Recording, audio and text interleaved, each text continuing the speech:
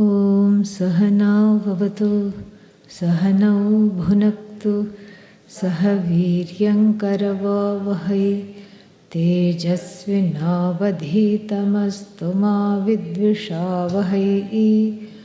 Om Shanti Shanti Shanti.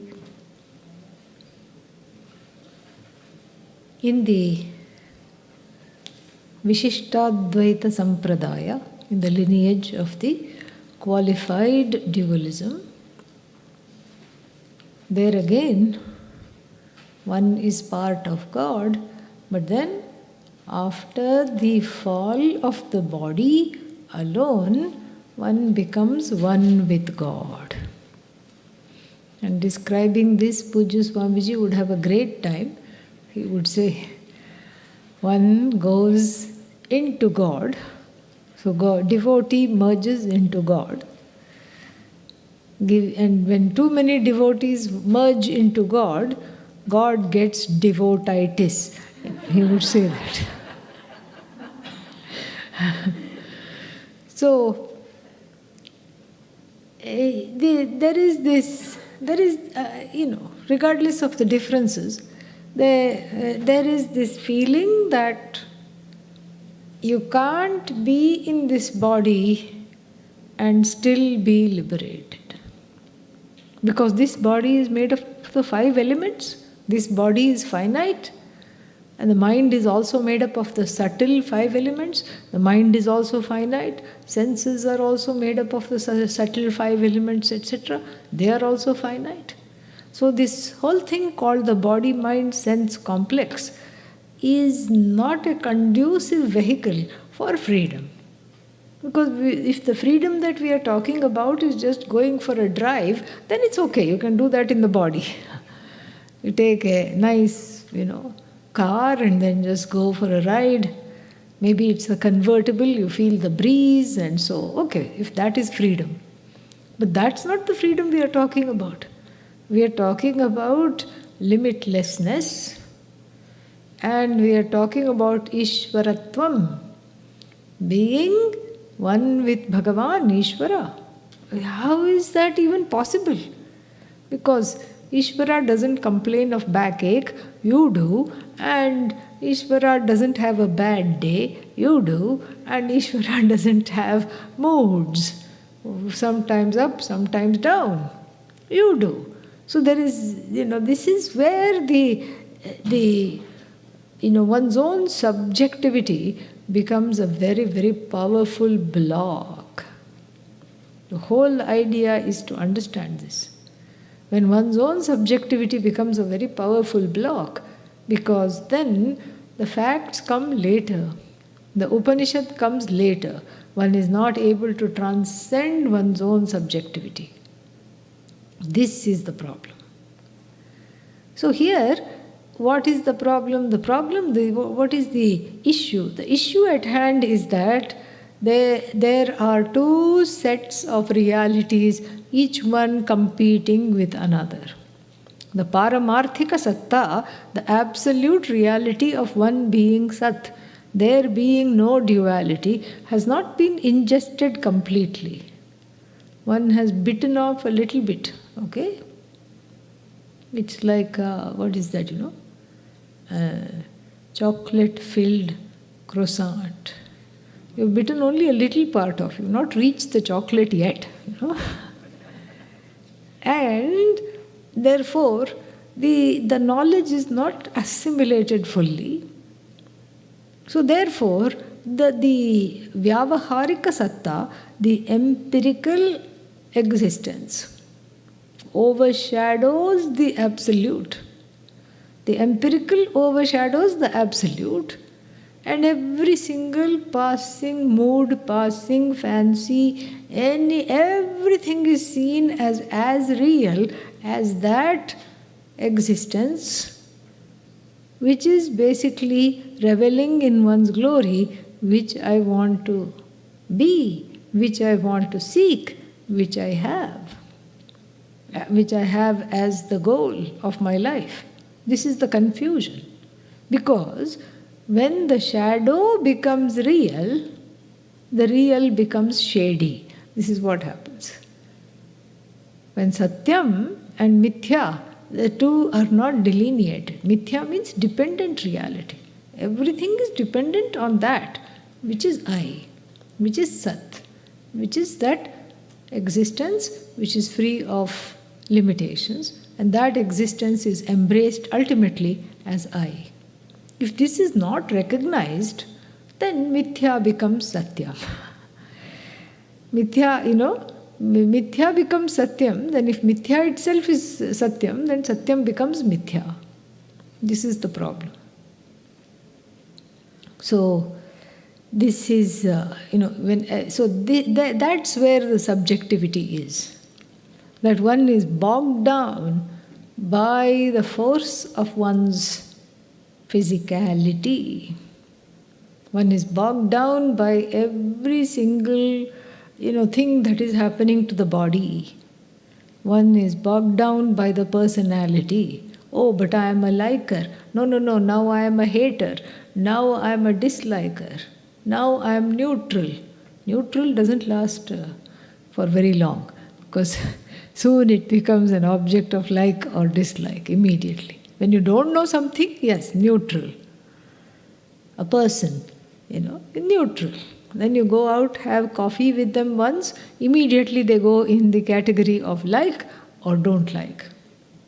So, like this, one is bogged down by the mind, one is bogged down by the limitations called the senses, and identifying with these limitations, one therefore comes up with a philosophy saying that it is not possible to be free while alive.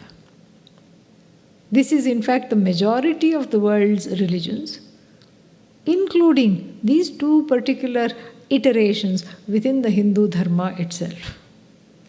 We also have our homegrown duality. Yeah. So, this is the problem. The problem is that the body is taken to be real. And even though in Christianity, for example, there is this idea of liberation, maybe after death or whatever, some resurrection, liberation is talked about.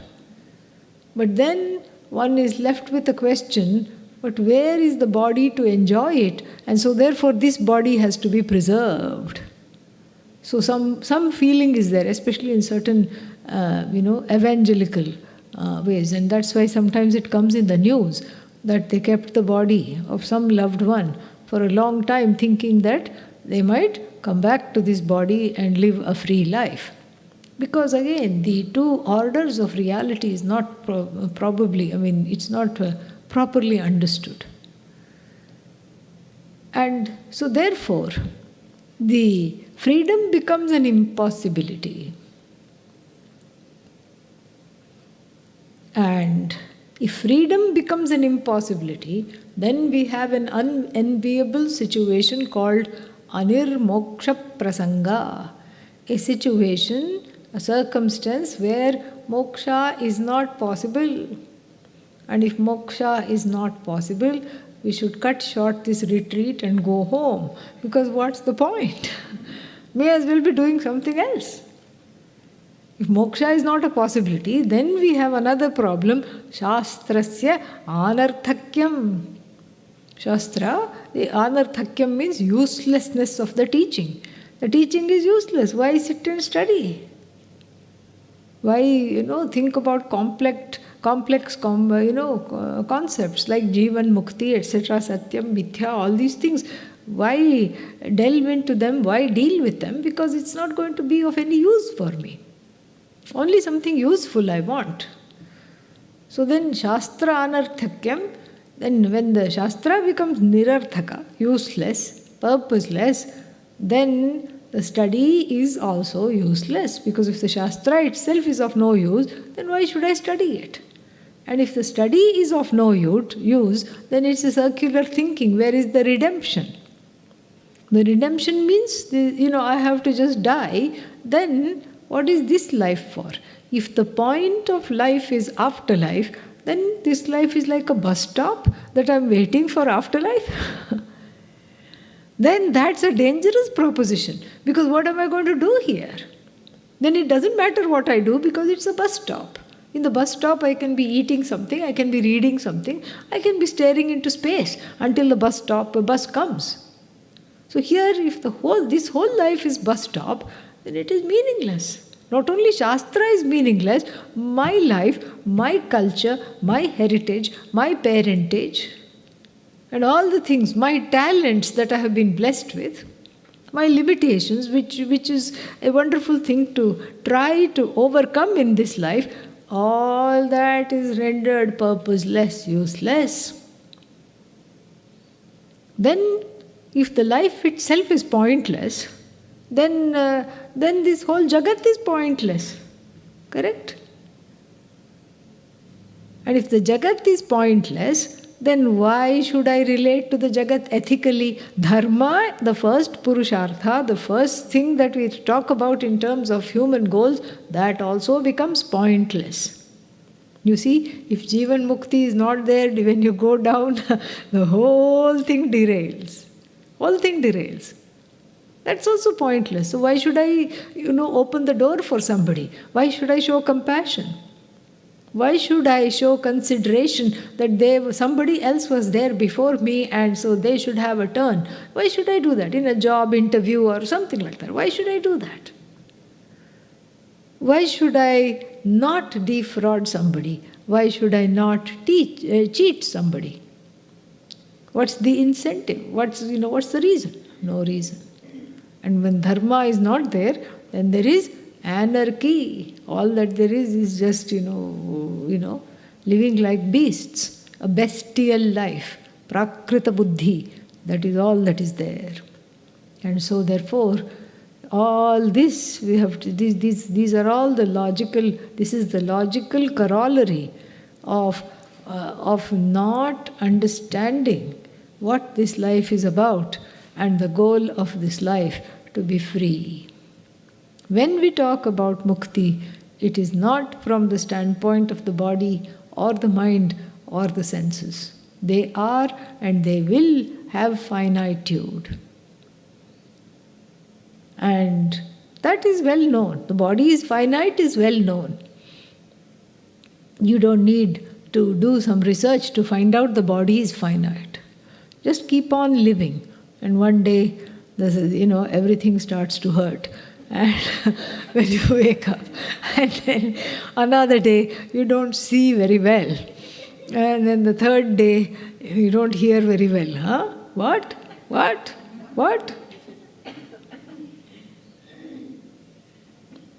And this is, this itself shows anubhava. Your own anubhava shows the body is finite. You don't need to read a text about what you're already experiencing, what is already evident to you. But that the body is finite is not interesting. Maybe to doctors it's interesting, and maybe to the ancient alchemists it was very interesting because they were trying to find immortality at the level of the body. How to make this body be wonderful at all times. So, like that, how to eat antioxidants, go and harvest berries from other countries and then keep on eating them. So much so that those countries don't have them.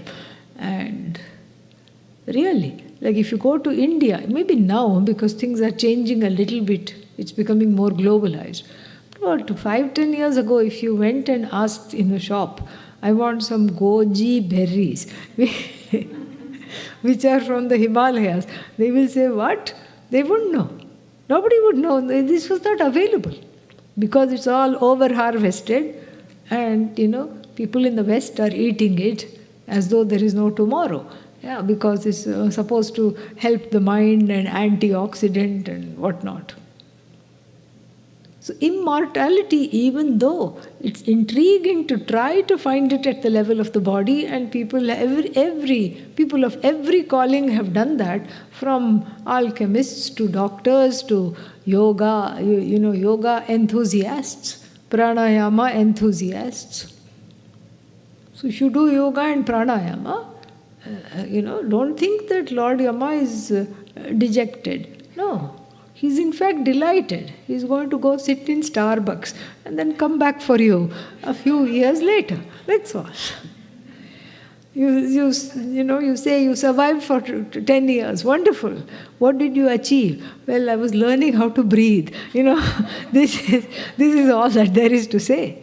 From the standpoint of Yama, 5 years, 10 years is just like 15 minutes. A little coffee break. He says, oh, okay, I'm not expected there anytime soon.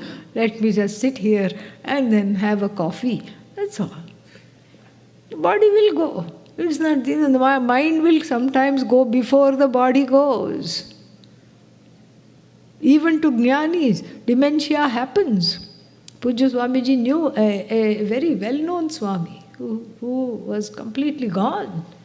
Mind was gone. And his student would come to every day to take care of him and to get him what he needed.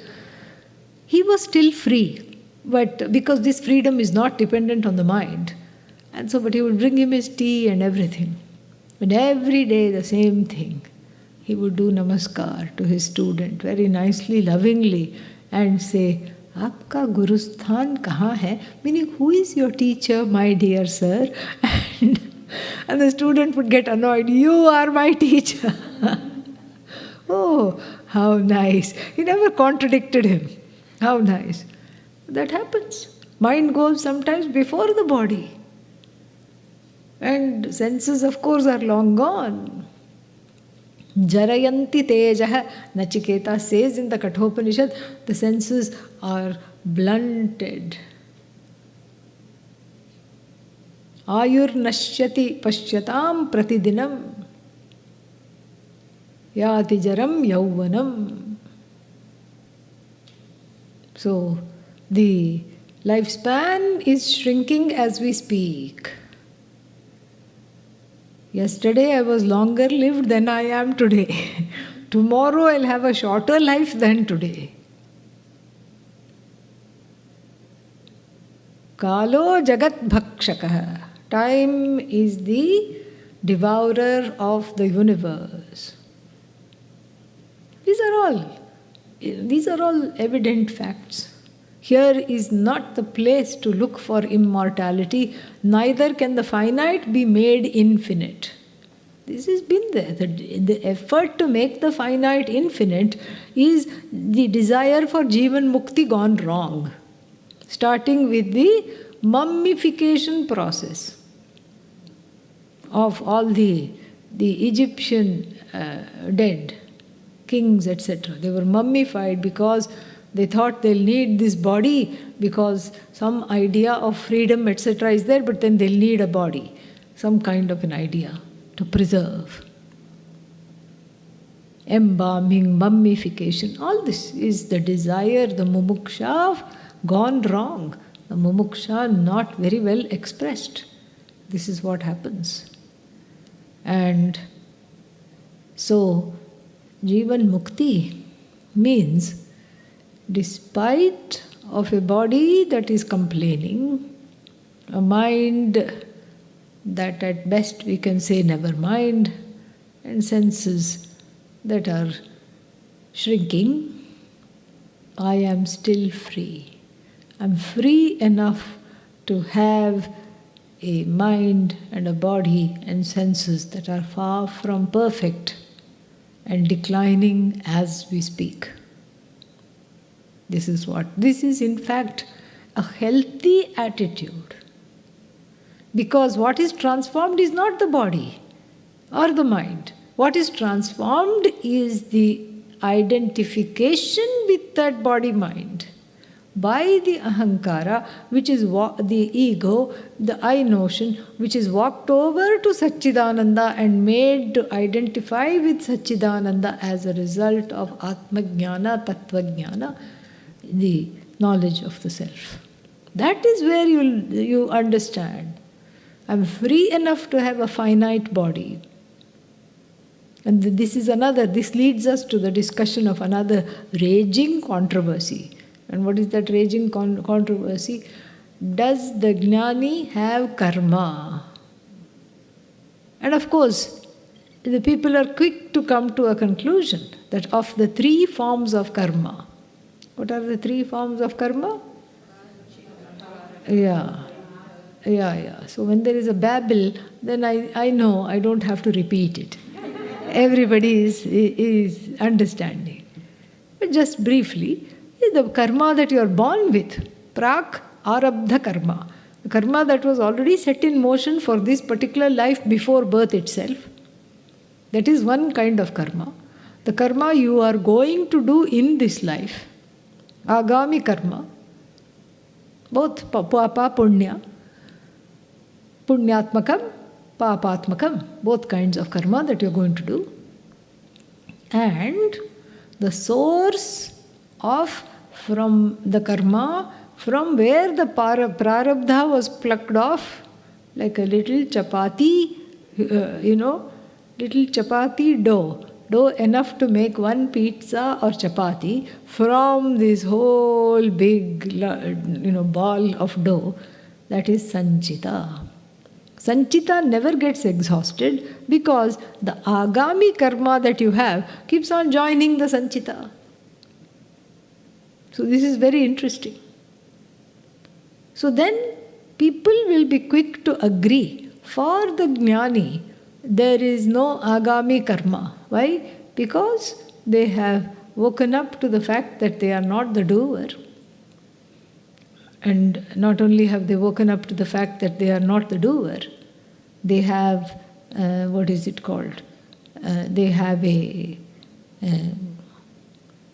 they have mastered Dharma. And so they are not going against Dharma, so they are not making a lot of karma for themselves, bad karma for themselves.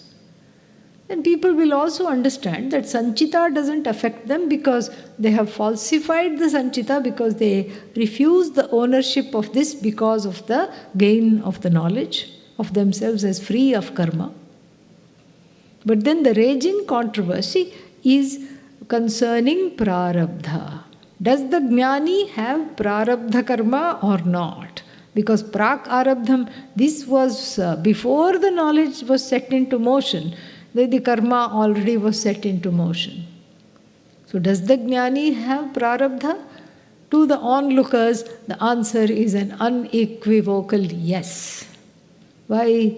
Because you see the jnani falling sick, you see the jnani going in for bypass surgery, you see a jnani having heart attack, you see the jnani becoming infirm and sitting in a wheelchair. You see the jnani not being able to recognize their own student, like this Mahatma we were talking about. And then the people conclude, yes, it's the jnani's prarabdha. Prarabdha is the convenient explanation for all the onlookers of the jnani. But from the standpoint of the jnani herself, himself, what prarabdha? Because all the three karmas are the same, correct? They are all there. If one can falsify the two karmas, why not the third one as well? So but then if you ask the jnani, but you're sitting in a wheelchair. I'm not sitting, the body is sitting. You can't walk. Yes, the body cannot walk. But I am not the body. I am not the mind. And so therefore, what prarabdha? How do you spell it? Actually, that's a good question. It's a good idea to learn to spell it. A little group project. Okay? Yeah. So what prarabdha? How do you spell it? What is it? It's not there for me. Because only when you identify with the body, then the prarabdha you identify with. The karma is attached to the body. When you are not attached to the body, the karma that is attached to the body, how can it affect? This is what we would say. This is what Vedanta would say, Advaita Vedanta would say. And so the freedom, the mukti, is not at the level of the body-mind-sense complex. During his last days on this earth, Puja Swamiji once said, Once he declared, some people came to his room and he declared, I have no desire to live. Everybody inhaled and forgot to exhale. What? What's happening? And then very quickly he said, I have no desire to die either. Then, okay, all right, people may not have understood the gravity of what he was saying, the profundity of it, but they were relieved that, okay, this is, but this is really the teaching. And and it was so beautiful to see his transformation, the transformation of his body and his orientation to his body. It was just so beautiful to watch. Because when he was very ill in this country itself, in this ashram itself, he just said, this is not going to work. I think I would like to stop the dialysis. He was undergoing dialysis. Everybody said, no. You can't do that. Why not? Because Swamiji, you can't die here. Somebody pointed out. In my presence, I would add. And to which Swamiji very nicely said, why not? Many people die here every day. Why can't I be one of them? No. We want to send you to Rishikesh. We want to, send you to this place. He did not protest. He tried, but it was of no use. Because he was overpowered by all the people who had a right on his body, because he stopped identifying with his body, and so everyone identified with his body as their own body. Very interesting transformation of identification. And then one day he said, they all make decisions about this, meaning this body. He pointed, They all say, this should be over there, or this should be doing that. They make the decisions to keep it going. I say, okay. They make the decision to put it from one place to another. I say, okay. So, this body, which used to be mine, has become everybody's body. Everybody's business, he said. And then quietly he added with a ghost of a smile, but the pain I have to only undergo. They cannot take away the pain. So, through these kinds of stories of saints, we see that the identification, they can be free despite that. Somebody else might have said, it's my body and it's my decision where I need to go, and who are you to tell me? Not the saint. For the saint, even their own body is not theirs. So if other people have a say and make decisions about it when one is too weak to decide, okay, fine, no problem. And so the freedom is always located elsewhere. In fact, it is centered on the self. And this freedom is the purpose, the purpose of knowledge, self-knowledge, is to have this freedom. And then another advantage is that, if you have to, as soon as you gain this knowledge, you die, prarabdha, so the prarabdha continues from the standpoint of the onlookers. So prarabdha continues, it's a good thing. Because let's say somebody gained the knowledge, okay, I'm having more and more clarity, and yes, I see, yes, I am the whole, I'm free, finished. Then what? Already so few people interested in Vedanta, okay? And then people will be scared of Vedanta. Vedanta means they'll close their ears for additional protection and they'll run in the other direction. Because Vedanta means, study of Vedanta means, Lord Yama is standing at the door.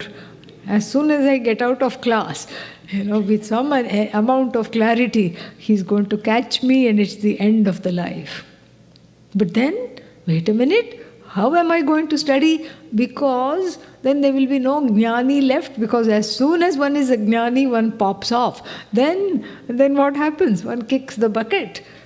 And then what happens? Where are the gurus? Who is there to teach? Ajnanis. So if you study from an Ajnani, can you become a Jnani? Absolutely not. Very difficult. So you see, all these things are there. So we say, all right, you can say prarabdha continues. No problem. But from the Jnani standpoint, there is no karma at all.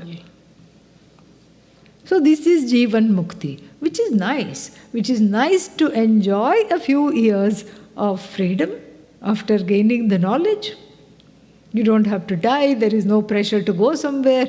You can be in this difficult body and still enjoy your own glory. Because your own glory is not centered on anything finite, which is what is the teaching of this. So that is why he wrote this book. Swami Vidyaranya, writing this book on the JivanMukti Viveka, says this is exactly why this book is being written.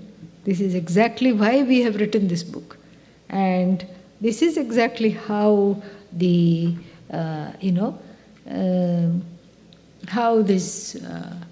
need for this book is there, because there is severe confusion about what is Jivan Mukti, what is the purpose of Jivan Mukti, why Jivan Mukti, is there Jivan Mukti? All these things people don't know. Naturally, this book should be there, and he saw this as a part 2 of Panchadashi, because what happens in Panchadashi? In Panchadashi, he gives the knowledge, Tattvajnana. Here, it is how this knowledge is lived. He talks about it here. He saw it as a corollary. And so this is, this is basically very nice. So this is considered, JivanMukti Viveka is considered the 16th chapter of the Panchadashi. And it is often thought of as, it has got an alternative title, Shodasha Prakarana, 16th chapter.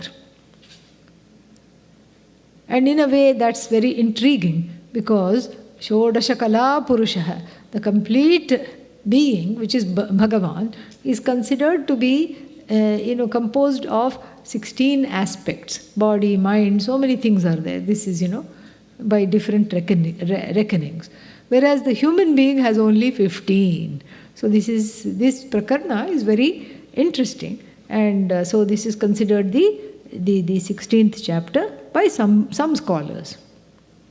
So then, if we look at this JivanMukti Viveka, it is composed of 5 chapters. What are the 5 chapters? So the first one is called Pramana Prakarana.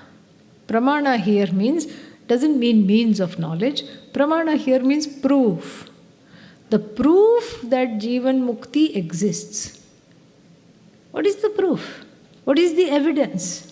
How can you say that there is... Basically, we have covered the Pramana Prakarana in the last 2 lectures, the summation of what we are going to study, because what is Jivan Mukti? Why Jivan Mukti? How do you say Jivan Mukti exists?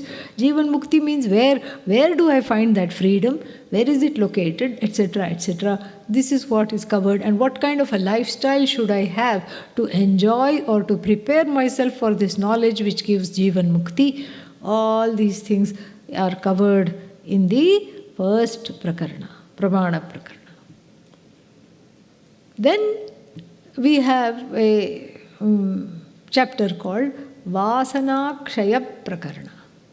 Vasana Kshaya means the destruction of certain kind of latent impressions, which give rise to these problematic ways of identifying. Some kind of a addiction to certain things, certain ways of being, certain people. One is constantly attracted to certain things that are not good for oneself. So this is a vasana. And this comes in the way of this knowledge, this comes in the way of all these things. Then, chapter 3 is called Mano Nasha, literally translating as destruction of the mind. It's not destruction of the mind. Mind is not destroyed. It is destruction of identification, that connection between I as the mind, that connection is destroyed. Mind is what it is. The ability to say never mind to the mind is manonasha. Training the mind to be available for me rather than me going after the mind with and identifying with its every impression. This is what is called manonasha. Then the next chapter is what is called Siddhi, Prayojana Prakarna. Prayojana means what is the use of JivanMukti? Why JivanMukti? Purpose. JivanMukti means so what? What will I get? Because without knowing what will I get, nobody is going to indulge. The book, any book, should say this is the purpose. Otherwise, why to read it? Other than if something is for entertainment, it's a different thing. But if I'm reading a serious book that is saying what it does, then it should tell me what will I get out of it. So that is Prayojana Prakarna. When this JivanMukti Siddhi takes place, when I accomplish this JivanMukti, what are the things I can look forward to in life? This is Prayojana Prakarna. Then finally, the Lakshana of the JivanMukta Purusha. This is the cherry on top. To cap it all off, we have a chapter, the final chapter, very nice chapter, is on how does the JivanMukta person live? What do they think? How do they live? How may we recognize them? And forget recognizing them, how do we recognize JivanMukti in ourselves? Very, very important. So this is what the layout of the book is. And the assumption behind the book is that the working assumption, the primary assumption behind the book is that this JivanMukti is important because we have, just gaining just the Shastra study is not enough. Although technically it should be enough. It's enough to remove ignorance. But the removal of ignorance and maybe the subsequent taking of sannyasa, what does it do? It puts you in orange and you are leading a relatively happy life. It's okay. That's fine. But then you're still not free until the vasana. So tattva jnana, this is the premise of the book. Tattva jnana, the knowledge of the self, is of course needed. But after that, there are still blocks to surmount. It's not that you don't have knowledge, but there is viparita bhavana. Habitual orientations that need to be taken care of. There is viparita bhavana, there is the need for mananam, there is the need to remove doubts. All these things are there. So manonasha and what is that called? Vasanakshaya, those things are very, very important. Adi Shankara does not look into the details of this, because at the time of Adi Shankara, just the Tattvajnana part was emphasized. And Vidyaranya looking at sannyasis around him and understanding that there was a gap here. There was a big gap here where people thought they were free, but they were not. Even now, many people think, oh, I know it, I have it. They don't know it, they don't have it. And to give this idea, to make this very, very accessible, so that one doesn't have the hubris, I am a jnani. This book is that is another purposes of this book. So we've seen the premise of this book, and the purpose of this book, one of the purposes is to get rid of the dangerous delusion that one is already there. Nothing can be more dangerous. In Hindi we say, Pahuch gaya Mahatma means already reached. Where, don't ask, but reached. And then therefore, one may, unbeknownst to one, because of the samskaras which are not addressed, which have not been interrogated, have certain mannerisms to prove that one is a Jivan Mukta. Some kind of a, what kind of mannerism? Like some kind of a charade.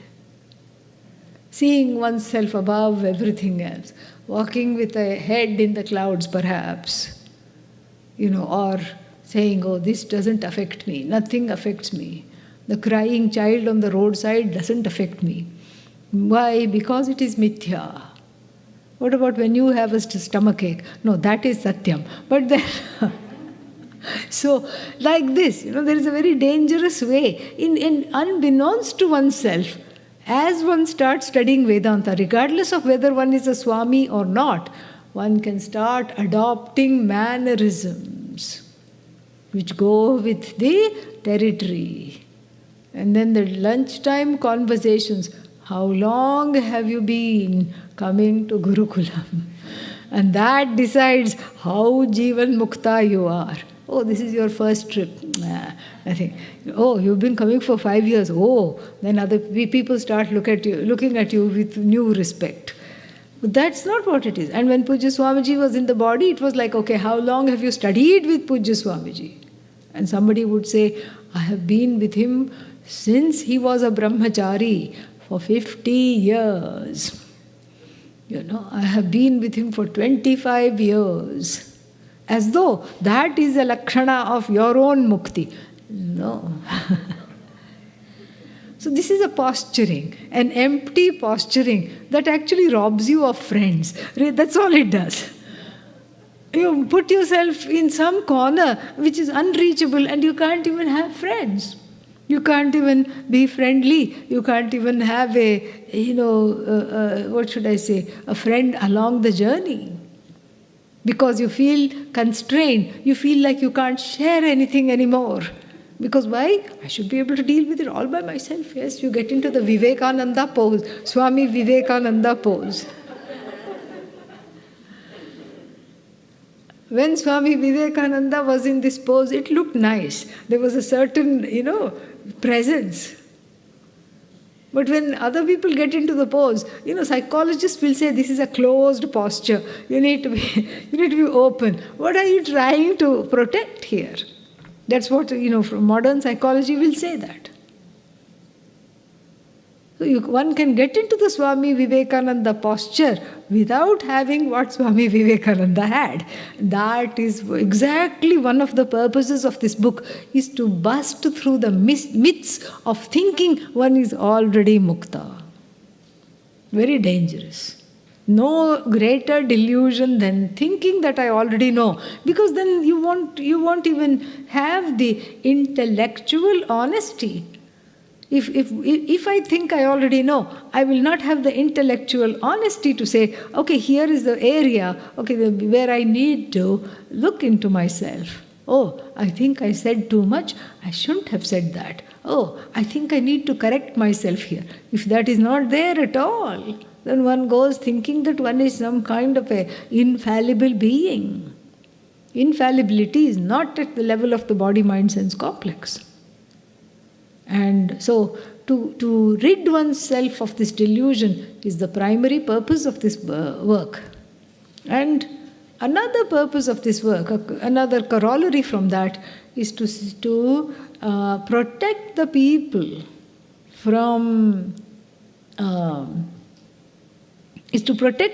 from chasing after false prophets. Somebody looks very liberated. Why? Because they are smiling all the time, or they are sitting aloof, or they have a certain mannerisms, a posture, a way of speaking, inauthenticity of some kind or the other, which is not understood, because the people look at appearances. One more thing people look at is following. How many people are following you? This is not a criteria of JivanMukti. This is just a criteria of how many people can one delude at one point in time. That's all it is. Because people can have, majority doesn't mean that it is correct. In the 7th century, a majority of the people thought the earth was like chapati, it was flat.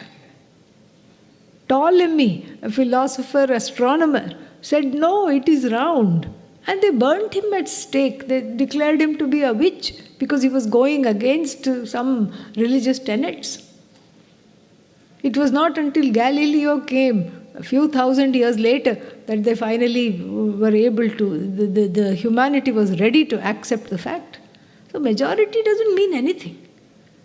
So this text, properly assimilated, also forget that about having one's own JivanMukti, that is definitely there. But it is also issues of wonderful, protection to all the people who might be just bamboozled and fooled by false prophets.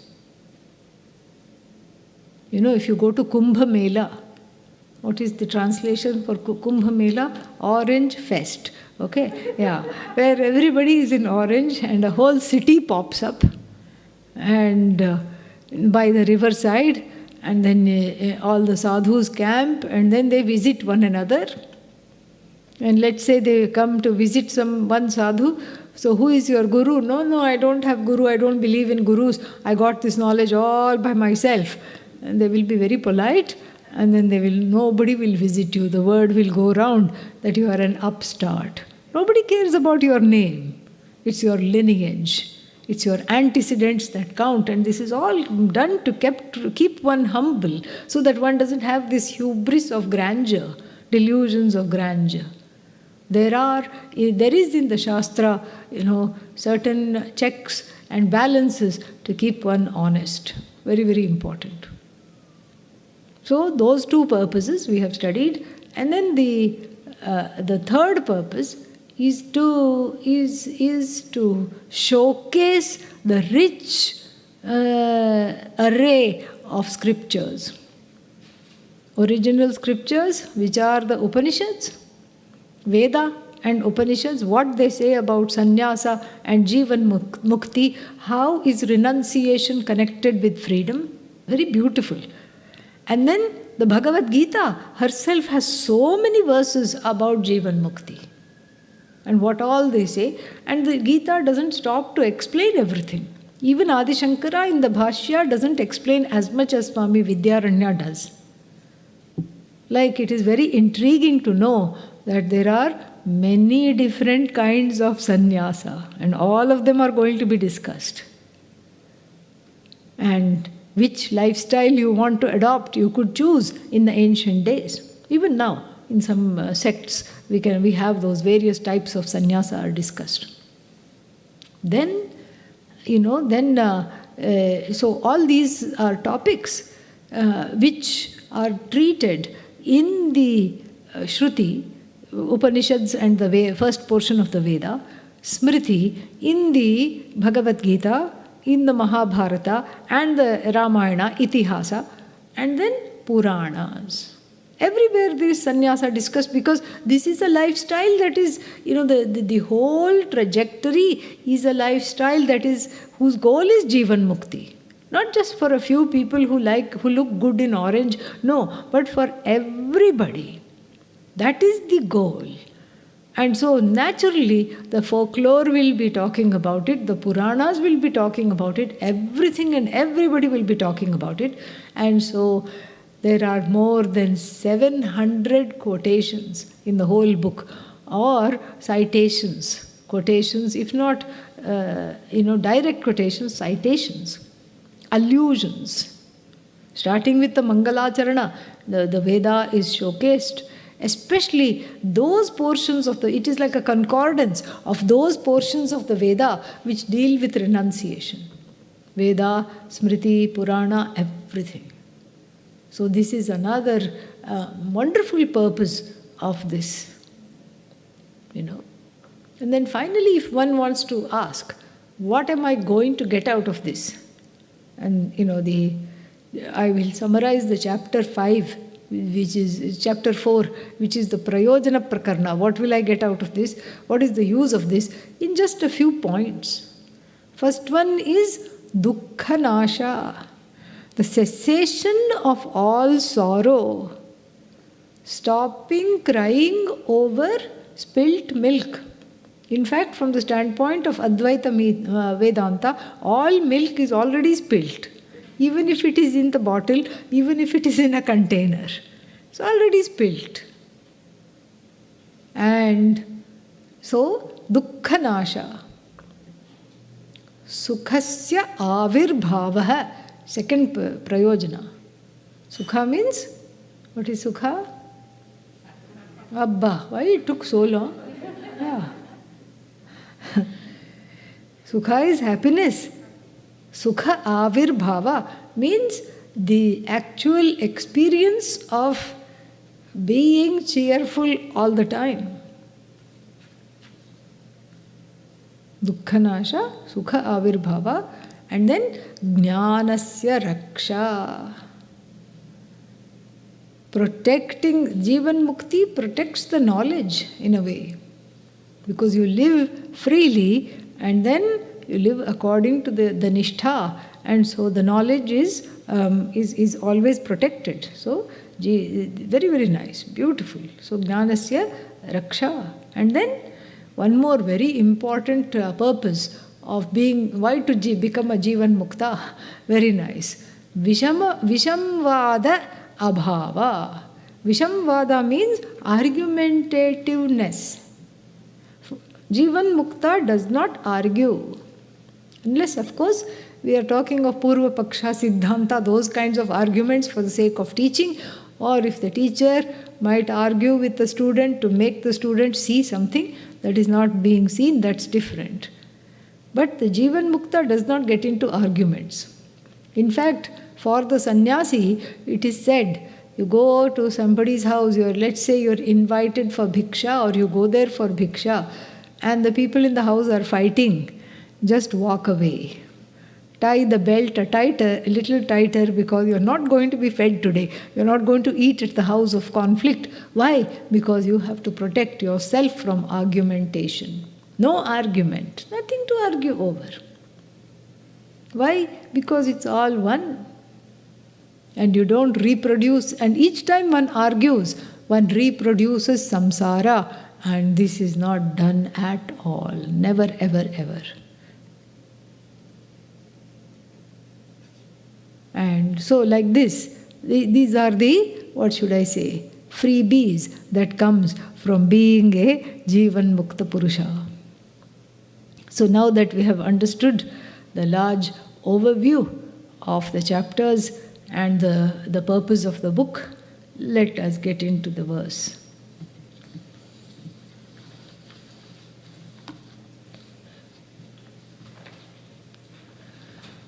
Yasya nishvasitam vedaha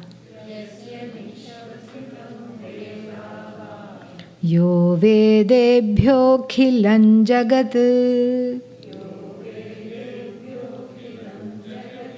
Yeah, you have to breathe over the bhya. Okay, that's how the Pandits of old could have lots of ghee and not put on weight, because each time you chant, you are expending calories. See, I'm giving a nice incentive. Yo vedebhyo khilan jagat.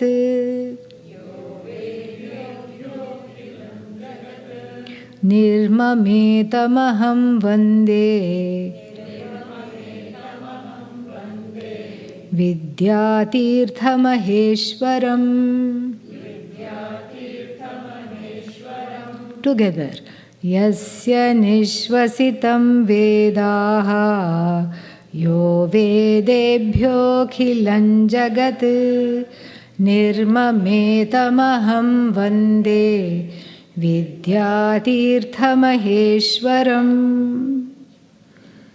In looking at a Sanskrit verse, we always catch hold of the dhatu, the verb.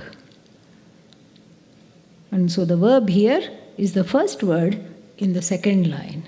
Nirmame, past perfect, and third person singular. From ma to measure with the prefix nis. Nis, nir. And this prefix means projected, cast out. And of course, whenever you have a prefix, the meaning of the whole verb changes. So cast out, but in a measured way. So the one that cast out, the caster outer. So that is the one nirmame, the one who created, the one who projected. Projected what? The answer to this, what was projected, is in the last word of the first line. What is that? Jagat. Created, projected this universe. Jagat nirmame. Yaha, and then we'll see the rest of the first line later. Tam, that being, that Bhagavan who created the Jagat, aham vande. Aham vande means I worship, I salute. And who is that? Who is that Bhagavan? That Bhagavan has an interesting name. Maheshwara. Maheshwara is the Bhagavan. Maheshwara is the Bhagavan. Mahancha asau Ishwarascha Maheshwaraha. But that Maheshwara has an epithet here, Vidyatirtha Maheshwara. Very beautiful. So, that Maheshwara, that Lord, who is the pilgrimage of knowledge. Because the pilgrimage ends in what? Bhagavan. So, the pilgrimage of knowledge also ends in Bhagavan. Because when you go on a pilgrimage, you may see many things on the way. You may, paddle in the river and then go pluck some flowers. But where will you end up? At the temple. That's the ultimate destination. So here Bhagavan is the destination. But and what is the destination? The destination is the pilgrimage of Vidya. So this Bhagavan is the way and the means. The way is Bhagavan, the means is Bhagavan, the goal is Bhagavan, everything is Bhagavan. Very beautiful. So, and also, Vidyatirtha is a renaming of the author's own guru, which he sees as Bhagavan. Bharati Tirtha was Swami Vidyaranya's Diksha guru. And so, he is saying that this Lord is no different from Guru. Usually that's how it is. Lord is no different from Guru. In the first line, some other intricacies are there, plus an allusion to the very beautiful passage in the Brihadaranyaka Upanishad, where Bhagavan exhaled, and if we exhale, what comes out? Carbon dioxide. Bhagavan exhales, the 4 Vedas have come out, and we'll see that tomorrow. Om Purnamadav Purnamidam Purnat Purnamudachyate Purnasya Purnamadaya Purnamevavashishyate. Om Shanti Shanti Shanti. Harihi Om Shri Gurubhyo Namaha. Harihi Om.